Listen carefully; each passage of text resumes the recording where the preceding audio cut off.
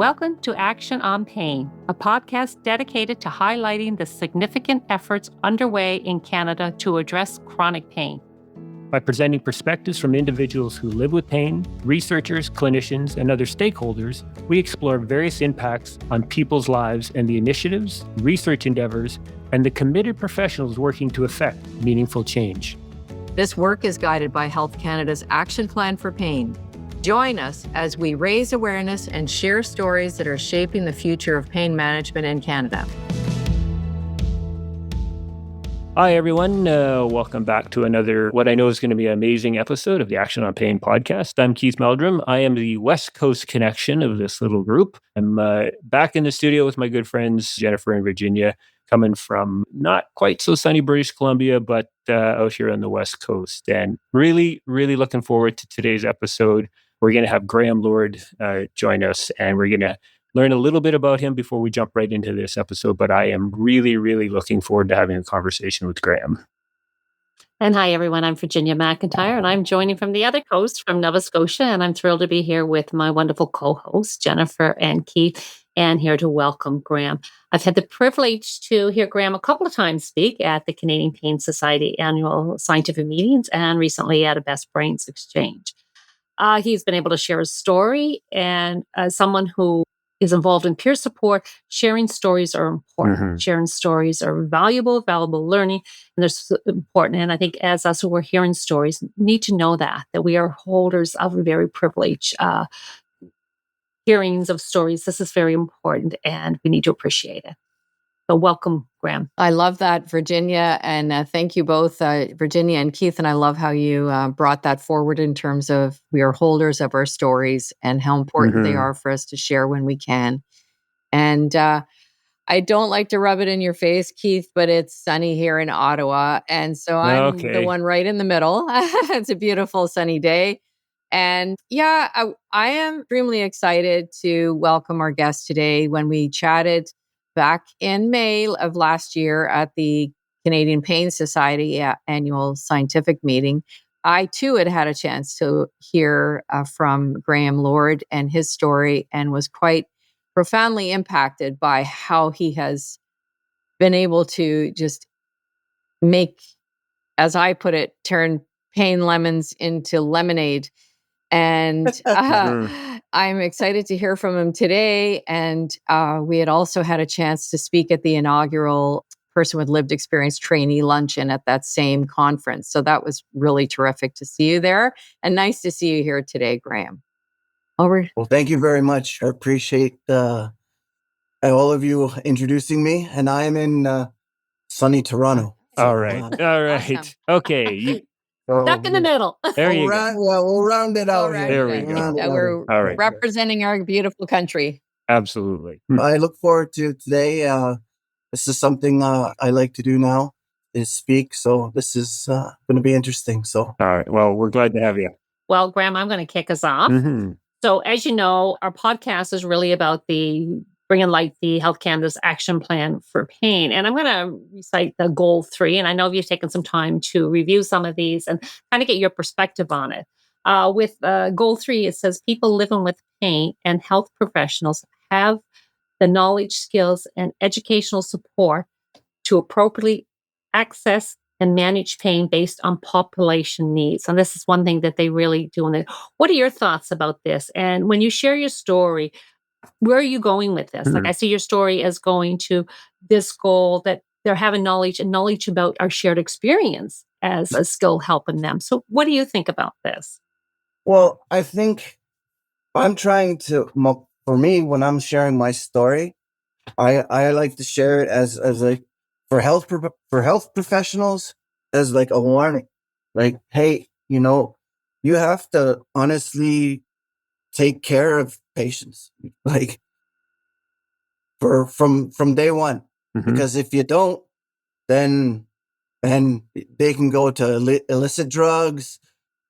Lots of things can happen, and then when you do give them help, I mean, it's got to be a coordinated help. You can't just hand them a whole bunch of pain meds and say, be on your way. And then just leave you on that for years. And then when they figured it out that, hey, oh, this is the wrong thing to do, here's some anti-nerve medication. They didn't take me off the opiates. No one even mentioned anything about that. Right? They just left me on them and be on your way. Here's some more medication. Off you go. Where, again, there has to be, from the beginning, if you're going to hand out, for me, if you're going to hand out narcotics, the doctor has to know what he's doing.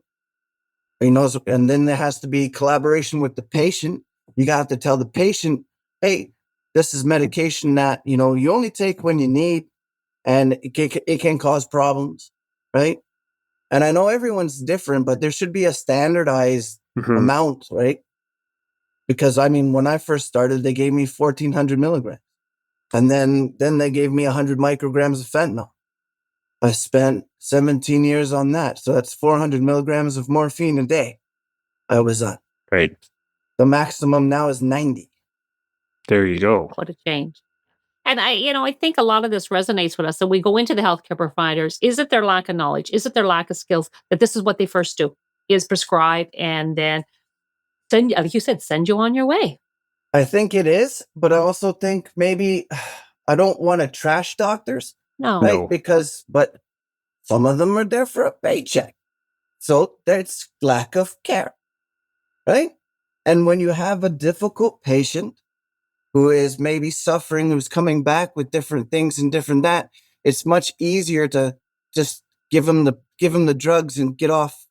So, and I don't know doctors. We are low on doctors, so they're overworked, right? Maybe you feel underappreciated, but I see there is more focus on training with pain lately. I'm doing something to share your voice with the physiotherapists, right? There are opportunities for that, which I think is good. Graham, I'm wondering, you mentioned 17 years. Oh, that's a long time. Would you be willing to share a little bit about your story and how this began for you? Yeah. Well, basically on November 29th, 2002, I had a motorcycle accident.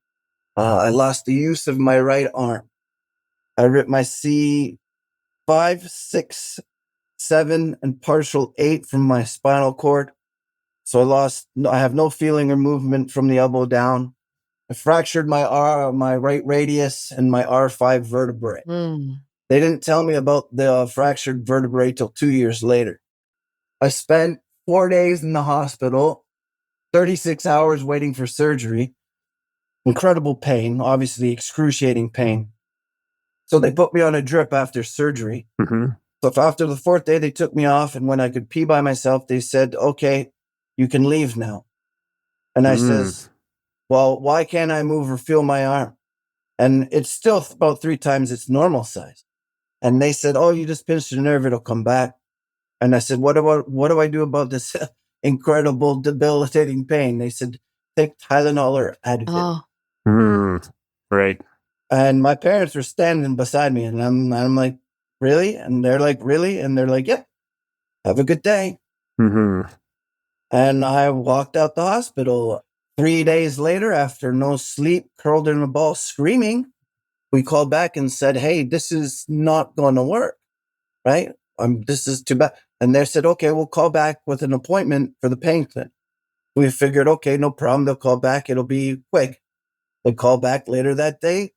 They said, your appointment's for 3 months. So that's the soonest we can see you. And I said, 3 months. I knew I wouldn't last 3 more days. Right. Now, I'm not going to lie. I wasn't a saint, right? I did drugs. I experienced drugs. I experimented. So I went out, tried alcohol, tried marijuana, tried Percocets, nothing. Ecstasy was available, but I knew that ecstasy was like a mood drug, feel drug. And I figured if I took that, it'd make it worse. And then there was cocaine. And I'd done cocaine a couple times in my life, and I knew how it made you feel. So I'm like, well, let's give it a go. And well, it worked. It didn't take the pain away, but it distracted me, and it made me feel really good, like high, like instead of feeling like completely crazy and down, I actually felt normal a little bit, feeling, and I was distracted from the pain. I wasn't thinking about the pain. So I was like, great. I started doing cocaine every day for 2.5 months. So, by the end of it, you have a slight problem. Even though I didn't see it that way, I was like, this is helping me. Yeah. Right. This is keeping me alive. Yeah. Even though by the end of the 3 months, even with that, I was ready to, like, I had a suicide note written. I was like, if they call and cancel this appointment, next day I will walk in front of a bus. I don't, I'm done. No, it's over. Little did I know they actually did call and tried to cancel it, but my mother had broken on the phone, and she basically broke down and cried and says, if you cancel, my son is dead. Yeah. She was right. She knew. Yeah. And I think that's what our speaker, sorry, I cut in. I think that's what people don't understand. 3 months is a long time Oh when you're in my that kind of goodness. pain. And I know Nova Scotia, it's years to see someone. That's a long time. Yeah. Sorry to hear that. Yeah. I think, I'm talking 3 months at like tens and 11s, like debilitating. Well, I used to run into the wall full steam, head first, trying to knock myself out just so I get a moment's peace. My mom used to come running up. What'd you do? Like, oh, you did it again. I'm like, how long was I out? I don't know, 30 seconds. Right? So it was bad. It was not. I was sleeping 7 hours a week. Oof. Like I'd be up for 4 days, sleep for like 3-4 hours, be up for another 3 days, sleep for the other 3. It was really, that 3 months was nuts. It was terrible. Right? Devastating. And then I go to the hospital, get into there. They put me into a room with a nurse and hook me up to the drip. And they're like, here, press the button until you don't feel pain. Like, okay. So I kept pressing, I started pressing the button. Nurse's eyes are just looking at me. Her eyes start getting bigger and bigger. And then she's like, sir, you have to stop. And I'm like, why? She's like, any more and you could kill yourself. And I'm like, but I still have pain. Right. She's like, is it better? Yeah. And I'm like, well, yeah. And she's like, well, that's what it's going to have to be. And I'm like, okay. Doctor comes in. Wow, that's a pretty high dose. You should watch drinking alcohol. You really shouldn't drink alcohol. Here you go. And I went to Shoppers Drug Mart with my dad. I walked out of there. Went to Shoppers Drug Mart. Here you go. Thank you. And they gave me pills. Yeah, that gave me 1,400 milligrams of morphine a day. So I had like a rack of pills. And if you look at it, and I'm thinking, if I'm glad I never got the pleasurable effects of that stuff. Like I never got high off that stuff. Because if I did, I probably would be dead. Because I would have had so much. Yeah. Right. Like it was ridiculous how many pills I had back then. Graham, first of all, we're all just terribly sorry to hear about just how bad that was. But your story, right? Well, but your story illustrates the importance of why it's important to get timely and effective treatment of your pain from the start, right? Not we patched you together, out you go, and good luck, which are many stories we hear. And so for you to share those experiences really underscores the importance of treating you as the person. And it doesn't matter what your past was. I mean, you're a person who's had a terrible traumatic accident and you needed more effective care than you got. And in the absence of that, we're human beings. You can do anything you can to try and just make it go away. And your story, illustrates, how that can go. So, thank you for sharing that. So if, you talked, and I think it's important to get that backstory because it paints a little more focus on the work you're doing now, which is sharing your experience. And, you started off talking about, what is important for healthcare providers. So let's pick that up again a little bit. But first of all, was there somebody in your past, in your story, that really helped you be able to change the trajectory of your life with pain? Dr. Hans Clark. Okay. There we go. Okay. Dr. Clark, man. All right. He was the one who got me off the opiates. Okay.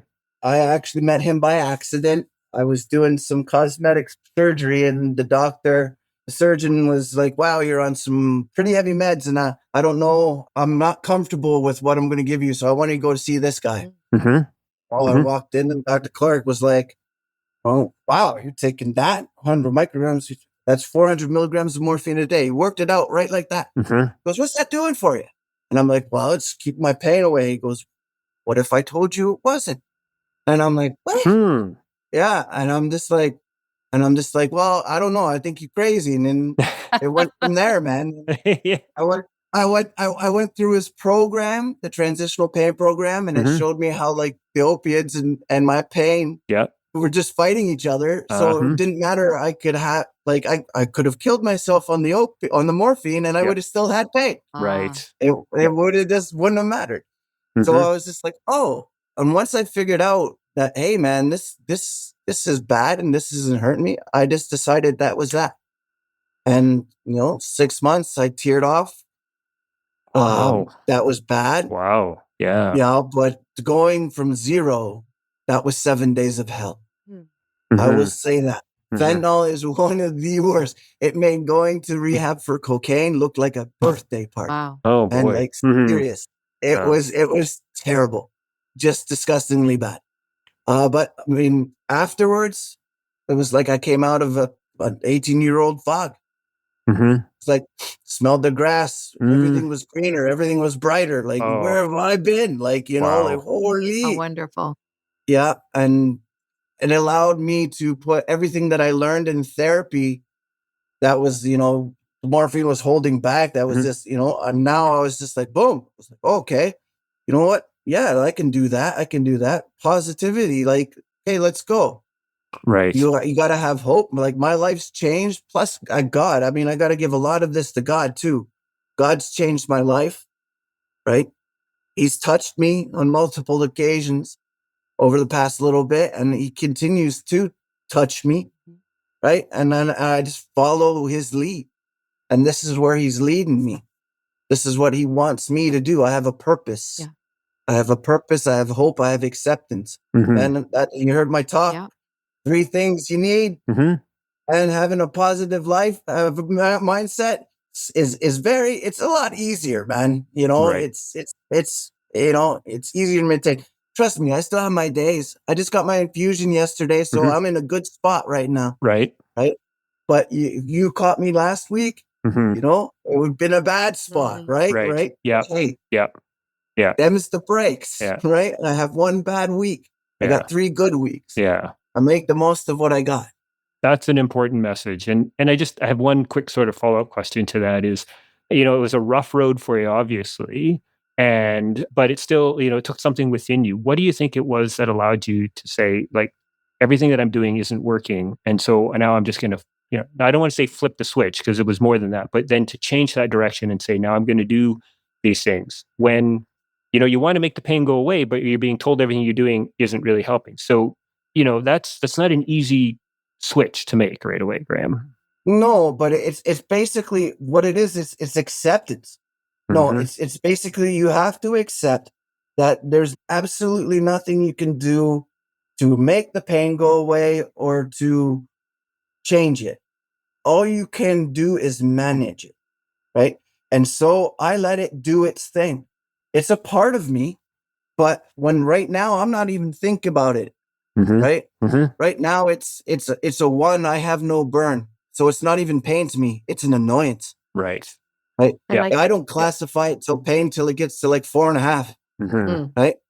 Yeah. So you just got to basically let it be. And you have to accept that it's going to be there and that you have things that you need to do just to manage it. You can't change it. Right. If you think you can change it or you want to change it, you're always going to maybe fall backwards into the negative because you can't do it. You can I just basically say it's a part of me. This is my life. This is my cross to bear. And I'm going to carry it. That's a lot of resilience, Graham. There's a lot to that. So thank you for sharing that. Yeah. Really incredible, Graham. And I hear you talking about, acceptance, hope, and purpose. And what I'm hearing is acceptance that the pain will be there, hope for a brighter future, and purpose in that you're looking at what am I going to do next? And you've come so far from where you had been, and it has a lot to do with where, the guidance you were given in that wonderful program, and it was able to help you see a different way of doing things, and it turned out to be quite effective. Tough road, but quite effective for you. Oh yeah. But it wasn't easy, and I mean, I'm just grateful that I found it. I mean, had I not done what I did, I could still be where I'm at, or worse. Yep. Right.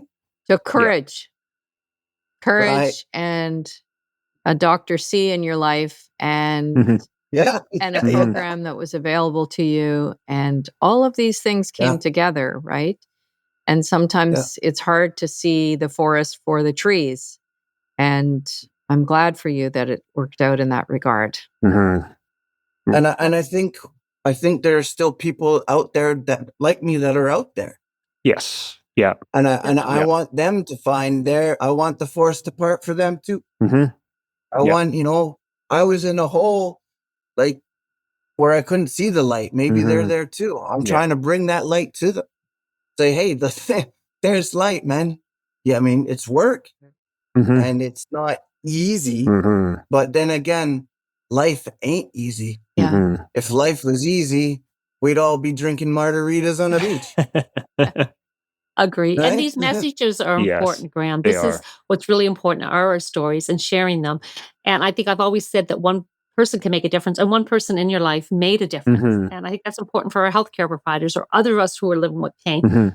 We can make a difference. And I think your story is going to make a difference. And thanks for your bravery for sharing it with us. Yeah. Yeah. And I think it really, and again, to sort of tie it back to this action plan, but it really underscores what we talk about in this goal number 3, your experiences, both, not so positive and the positive. When others hear this, it really helps those healthcare providers who don't really, the ones that you had who didn't really know what to do to help you. Now they hear your story and they're like, I can help. I can treat him as a human being, and I can do what I can instead of just abandoning him in the healthcare system. So it's really, really powerful. Storytelling, sharing our experiences are so meaningful. So thank you. No question. And Graham, I want to also echo Virginia and Keith's sentiments in terms of how much we appreciate that you were able to share this very delicate story. It's a very delicate one, and it's your story, and you're very brave to be able and courageous to share it, and also the courage that you've experienced in terms of being able to change your own trajectory, because you were in the driver's seat. You had the right people along the way, but you were ultimately in the driver's seat, and you found people to take care of the patient, as you mentioned right up at the top, in terms of focusing on taking care of you as a whole person. And that's the biopsychosocial aspect of pain care and of any kind of clinical care. And I loved hearing from you that you would like to just be able, if there were earlier in our earlier discussion, you were saying if you can just help one person, even just one person, see that there is hope, and there's hope in acceptance and finding purpose. So thank you. Thank you so much for sharing that. Thank you very much for having me. I appreciate it very much. And I'm comfortable with being uncomfortable now. I don't mind. I don't mind telling anybody anything you want to ask. You want to know about me? Just ask. I'll tell you. I have no problems. You know what? And Graham, that's a beautiful way to wrap that up. Comfortable with being uncomfortable. So, thank you very much for joining us today. And with that, Graham, again, just your story is powerful, and we appreciate you spending your time with us. And we'd like to thank all of our listeners for tuning into the Action on Pain podcast. We hope this episode has shed some light on the important work being done in Canada as guided by Health Canada's An Action Plan for Pain in Canada. And until next time.